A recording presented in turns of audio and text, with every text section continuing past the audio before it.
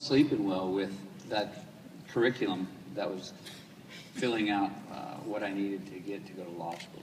And at the end of the sophomore year is when you can't really do anything after that. You kind of have to really get specific about your classes after that sophomore year.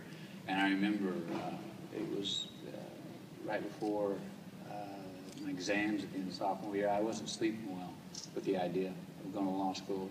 And I remember calling Mom and Dad on the phone and saying that I wanted to go to film school. And the reason I wanted to do that is I had some help from a good friend, Rob Bendler, who directed Hands on a Hard Body, a documentary. He was at NYU, New York University Film School, and he had brought up the idea of me possibly trying acting or in the storytelling business.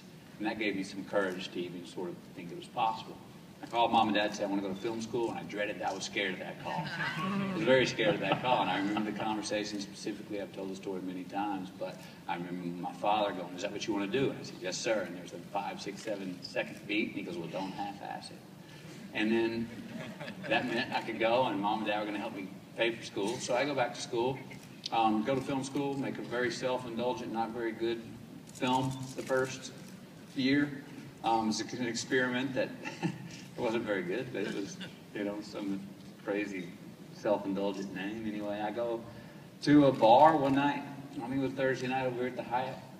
Knew the bartender from film school. He'd give me free drinks. That's why I went there. I walked in there with my girlfriend. He says, "Guy at the end of the bar's producer in town." I go down and introduce myself. 4 hours later, we're kicked out of that bar. On the way home, he says, "You ever acted?" I said, "I was in a Miller Lite commercial for that long." And he goes, "Well, you might be right for this part. Come to this address, pick up the script tomorrow morning." And I did. Pick it up. There's Wooderson on the page. And some epic lines, that are still hold today. Sort of informed me of who the guy was. I worked on it for a couple of weeks, those few lines, went back, and then Rick started inviting me back to the set. And I ended up working 3 weeks. Went back, graduated college, and then packed up my U-Haul and the little money I had and drove out west.